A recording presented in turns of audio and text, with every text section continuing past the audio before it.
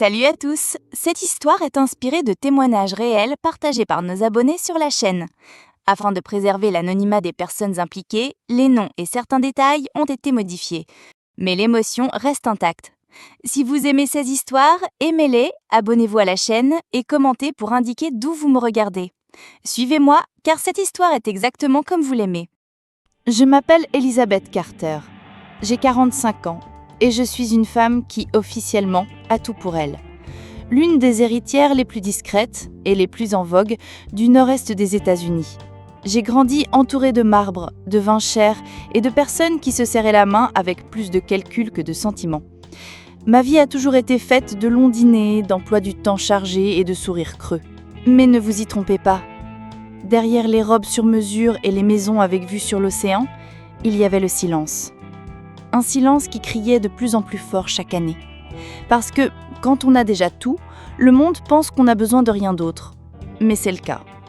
Je voulais être touchée, mais pas avec des gants de soirée. Je voulais être entendue, mais en dehors des colonnes people. Je voulais être ressentie, comme une femme, et non comme un atout. J'aime l'art ancien, les conversations franches et les looks qui parlent plus fort que les portfolios. J'aime les gens qui ne me connaissent pas, car dans ces rares occasions, je peux simplement être moi-même. Et c'est pour ça que je suis arrivée ici, au Caire. J'ai visité de nombreux endroits, j'ai mangé dans les restaurants les plus chers de Paris, bu des vins rares à Venise, dansé sous des lustres de cristal lors de fêtes aussi luxueuses que vides. Mais rien, absolument rien, ne m'avait préparé au chaos brûlant et palpitant du Caire. La chaleur m'a enveloppée sans ménagement dès ma descente d'avion. Une chaleur sèche, impitoyable, presque intime. J'ai mis mes lunettes de soleil, ajusté mon foulard en lin autour de mon cou et me suis dirigée vers la sortie de l'aéroport où le monde semblait bourdonner, en arabe, en gestes, en bruit. Même dans la foule, je savais que j'attirais l'attention, non pas à cause de mes vêtements, discrets, presque simples, comme je le souhaitais, mais à cause de mes manières. Il régnait un silence autour de moi, le genre de silence que seul le temps et la solitude enseignent, et qui, curieusement, attire plus de regards que n'importe quel collier de diamants. « Taxi, madame ? Bon prix ! Promenade à dos de chameau, mon Annie !» criait-il de toutes parts. Je les ai ignorés. Il y a des années, j'ai appris que lorsqu'on a tout, ce qui a le plus de valeur devient ce qu'on ne peut pas acheter. Et à ce moment-là, tout ce que je voulais, c'était vivre une expérience authentique. C'est là que je l'ai vu. Il se tenait dos à moi, discutant avec un autre homme, gesticulant avec une intensité presque théâtrale. Jeune, la peau dorée par le soleil, les cheveux ébouriffés par le vent du désert.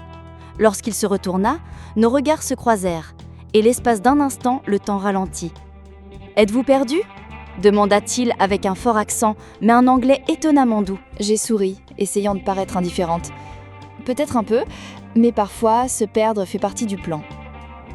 Il m'a souri en retour. Un de ces sourires qu'on ressent plus qu'on ne voit.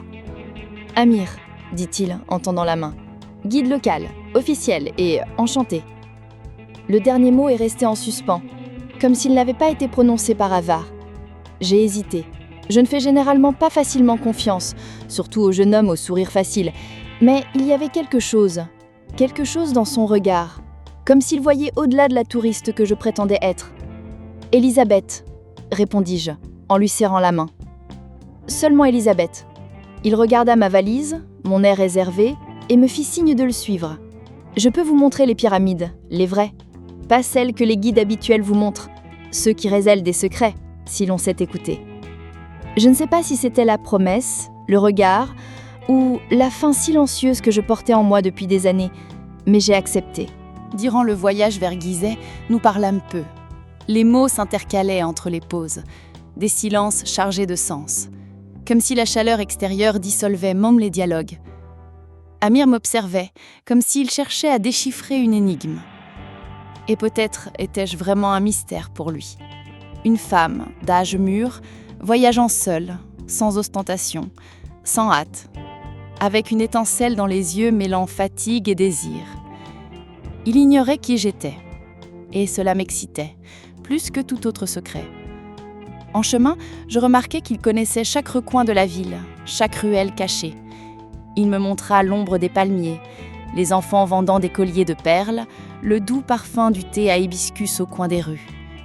Mais c'est dans le silence qu'il parlait le plus. À un moment donné, nous nous arrêtâmes à un point de vue. Les 3 pyramides étaient là, imposantes, dorées par le soleil couchant. Et il resta silencieux à mes côtés, comme s'il respectait l'ampleur de l'instant. « Avez-vous déjà été à l'intérieur de l'une d'elles » demanda-t-il, les yeux rivés sur l'horizon. J'ai secoué la tête. « Pas encore. Tu veux que je t'emmène » Il me fallut un moment pour répondre. Je le regardais. Jeune, fort, mystérieux. Un parfait inconnu. Et pourtant, la personne la plus authentique que j'avais rencontrée ces dernières années. « Je le veux », murmurai-je, presque comme si je confessais un péché. Il sourit, mais cette fois, il y avait quelque chose de différent dans ce sourire. Un mélange de respect et de curiosité, comme s'il savait que là, au milieu du désert, commençait une histoire que même le sable ne pourrait cacher. Et peut-être avait-il raison. Car lorsque je suis entrée dans cette pyramide à côté de lui, le temps a cessé d'avoir la même importance. La solitude qui m'avait accompagnée pendant tant d'années a commencé à se dissiper, comme si les anciens dieux, endormis dans les pierres chaudes, s'étaient réveillés juste pour observer la suite. Mais cette partie, je vous la raconterai dans le prochain chapitre. L'entrée de la pyramide de Khéops me parut plus étroite que je ne l'avais imaginé et plus intime que je ne m'y attendais. À chaque pas, la lumière du monde extérieur disparaissait, jusqu'à ce qu'il ne reste que la lampe torche d'Amir et le son étouffé de notre respiration. L'air était épais, chaud, ancien, comme s'il portait le murmure de millénaires dans les recoins sombres de la pierre. Il marchait devant moi, mais se retournait de temps en temps, me lançant des regards qui ne voulaient pas dire « tout va bien », mais « tu es toujours avec moi ?» Et je l'étais, plus que jamais. « Si tu te sens essoufflé, dis-le-moi », dit-il d'un ton calme qui me toucha plus que sa main. Je ne répondis pas, je continuais simplement. Au fond de moi, quelque chose s'enfonçait aussi dans un tunnel émotionnel. La vérité, je m'étais déjà sentie étouffée, dans des salles bondées, lors de dîners au silence élégant, dans des demeures aussi vastes que froides. Mais là, parmi ces pierres serrées, pour la première fois depuis longtemps, j'avais l'impression de pouvoir respirer. Quand nous atteignîmes la chambre funéraire, l'espace s'ouvrit. Un rectangle sombre, vide, silencieux. La lumière de la lanterne dansait sur les murs, comme si le temps tremblait. Je m'appuyais contre la pierre, essayant de rafraîchir ma peau moite. Amir s'approcha lentement, mais sans hésitation. Et puis, le geste. De ses doigts, il essuya une goutte de sueur qui coulait sur ma tempe. Un geste simple, mais fait avec une délicatesse qui dépassait la peau. « Ça va ?» murmura-t-il. J'acquiesçais, mais ce n'était pas tout. J'étais vivante. « C'est drôle, » dis-je en fixant l'ombre. « Nous sommes au cœur d'un tombeau, et pourtant, je ne me suis jamais sentie aussi vivant. » Amir ne répondit pas tout de suite. Il se rapprocha simplement. L'espace entre nous était étroit, comme l'espace entre 2 soupirs. Parfois, ce qui semble être la fin n'est que le début, dit-il. Nous nous sommes regardés. Et c'est dans ce regard que tout a changé. Il n'y avait plus de touristes, plus de différence d'âge, plus de langue, plus de passé. Juste 2 corps réchauffés par l'histoire et rafraîchis par la pierre. Amir posa la paume de sa main sur le mur à côté de moi, m'entourant mais sans me retenir, m'enveloppant mais me laissant respirer. Son autre main se posa légèrement sur ma taille, comme pour demander « puis-je » Et moi, du regard, je dis « oui ». Le baiser ne vint pas immédiatement. Il se rapprocha. Nous sentîmes notre souffle. Nos yeux se fermèrent, non pas par peur, mais par révérence, comme si nous allions toucher quelque chose de sacré. Quand ses lèvres touchèrent les miennes, Ce fut comme si la pyramide entière soupirait à l'unisson. Un baiser calme, chaleureux, profond, qui ne demandait aucune précipitation, qui ne demandait aucune preuve. Ses doigts parcoururent mon dos avec la délicatesse de quelqu'un découvrant une inscription ancienne. Et moi, sans me presser, je touchais son visage comme quelqu'un qui lit quelque chose pour la première fois et qui voudrait en garder chaque ligne en mémoire. À cet instant, je n'étais pas l'héritière d'une fortune, je n'étais pas une femme d'âge mûr en quête d'aventure, j'étais une femme vue, désirée, ressentie. Mais, même au plus fort de cet instant, il y avait quelque chose dans ses yeux, quelque chose de non dit. « Tu as une façon différente de te comporter », murmura-t-il, ses lèvres toujours proches des miennes. « Tu n'es pas comme les autres que je guide. On dirait que tu es venu ici pour autre chose. Et si je te disais que j'étais venue te trouver, me croirais-tu » demandai-je, incapable de dissimuler un sourire. Il rit, mais détourna le regard. « D'habitude, je ne crois pas aux coïncidences, mais toi… » Il s'arrêta. « Qu'est-ce qui ne va pas ?» Il me fixa une seconde de plus. Puis, il secoua la tête, comme pour chasser une pensée. « Rien, c'est juste qu'il y a quelque chose en toi que je ne comprends toujours pas. Et c'est peut-être ce qui me retient ici, maintenant. » Ces paroles me frappèrent violemment. Mais avant que je puisse répondre, nous entendîmes des pas, faibles, au loin. Probablement des touristes qui approchaient avec un autre guide. Amir recula. Il se redressa. Il alluma la lampe torche plus fermement. « On ferait mieux de rentrer, » dit-il d'une voix trop maîtrisée.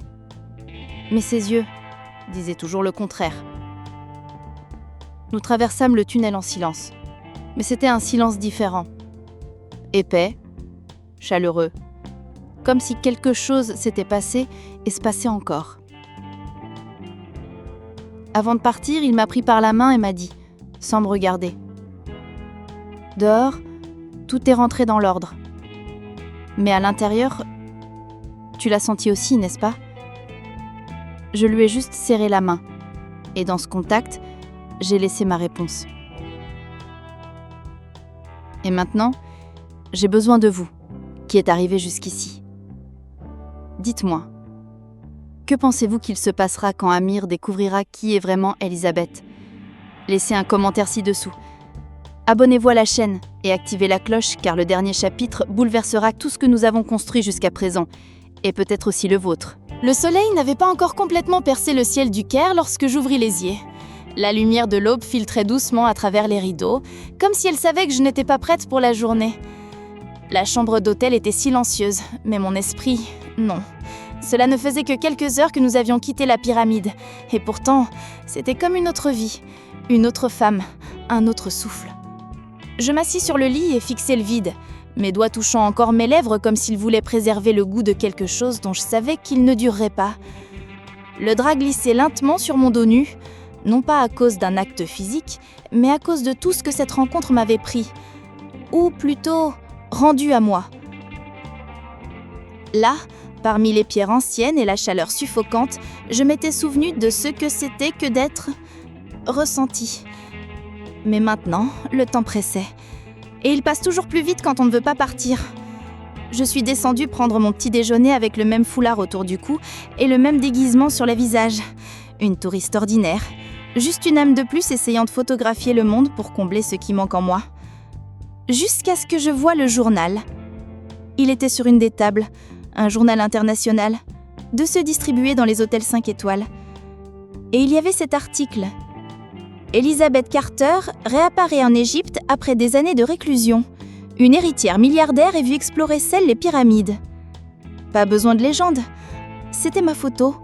Mon visage à moitié caché par le foulard, mais quand même, le mien.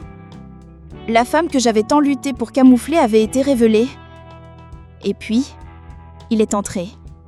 Amir. Le même regard, la même posture, mais quelque chose avait changé. Il s'est avancé vers moi en silence, le journal plié à la main. Lorsqu'il s'est arrêté devant moi, le sourire n'est pas venu. « Pourquoi ne me l'as-tu pas dit ?» a-t-il demandé doucement, de cette voix qui semblait toujours contenir plus qu'elle ne disait. J'ai pensé à mentir, dire que ce n'était pas moi, mais son silence méritait la vérité. Parce que j'avais besoin d'être juste moi. Et tu pensais que mentir y parviendrait ? Je soupirais en détournant le regard. Je n'ai pas menti, je l'ai juste caché. Parce que chaque fois que quelqu'un découvre qui je suis, il cesse de me voir. Il s'assit en face de moi, le journal oublié sur la table. Et pendant quelques secondes, nous sommes restés là, deux mondes différents, reliés par une vérité dérangeante. Quand je t'ai vu à l'aéroport, commença-t-il d'une voix plus basse, je pensais que tu n'étais qu'un Américain qui s'ennuyait et qui cherchait une photo avec un chameau. Puis, je pensais que tu étais quelqu'un qui fuyait. Et maintenant, je ne sais plus quoi penser. Et si je te disais que je suis toujours cette femme dans la pyramide ? Il me regarda profondément. Pendant un instant, je perçus la même chaleur qu'avant, mais quelque chose s'était calmé. Le doute est une braise qui brûle plus lentement. Je t'ai senti à l'intérieur, dit-il. Mais maintenant, tout semble lointain. Avant que je puisse répondre, il se leva. J'ai besoin de réfléchir. Et il est parti. La porte du restaurant s'est refermée derrière lui, avec un clic sec, mais au fond de moi, j'avais l'impression qu'on avait laissé quelque chose ouvert. Les heures qui ont suivi ont été une torture silencieuse. La pièce était trop silencieuse. Mon téléphone était rempli de notifications de la presse. Mais aucun message de lui. Pas un seul mot. Pas un seul « je suis toujours là ». Quand il a été temps d'aller à l'aéroport, j'ai pris une grande inspiration. J'ai mis mes lunettes de soleil et je suis descendue avec ma simple valise. Comme si j'étais un voyageur de plus, rentrant chez lui. La différence, c'est que cette fois, je laissais un morceau de moi-même en Égypte. En route vers la porte d'embarquement, j'ai marché lentement. Chaque pas sonnait comme un au revoir irrésolu. Et c'est là que je l'ai vu. Debout, adossé à un pilier. Les bras croisés, les yeux rivés sur moi. Pas de sourire, pas d'explication. Il s'approcha de moi. Il ne parla pas. Il s'approcha simplement et posa son front contre le mien. Un geste simple, mais avec le poids de tout ce que nous ne pouvions pas dire. Je fermais les yeux. Je sentais encore l'odeur du désert sur sa peau, la chaleur des pierres sur ses poignets, et le silence, chargé de tout. Puis il murmura : « Au fond de moi, je te sentais, pas ton argent, seulement toi. Reviens un jour, mais toi-même. » J'ouvris les yeux, il s'éloigna déjà. Il n'y avait pas de baiser, pas de promesse, mais dans ce bref contact, je le savais. Certaines histoires n'ont pas besoin d'une fin heureuse pour être éternelles. Il suffit qu'elles soient vraies. Et si vous êtes arrivé jusqu'ici, commentez ci-dessous. Qu'auriez-vous fait à la place d'Elisabeth ? Auriez-vous dit la vérité avant ? Ou you seriez-vous laissé vivre ce moment jusqu'au bout comme elle ? Et dites-moi, d'où regardez-vous cette histoire ? J'adore savoir d'où viennent ces émotions. Si vous avez aimé cette histoire, aimez la vidéo, partagez-la avec quelqu'un qui aime les histoires pleines d'émotions et abonnez-vous à la chaîne. Parce que dans la prochaine vidéo, peut-être serez-vous celui ou celle qui se reconnaîtra entre les lignes. À bientôt pour le prochain Désirs interdits.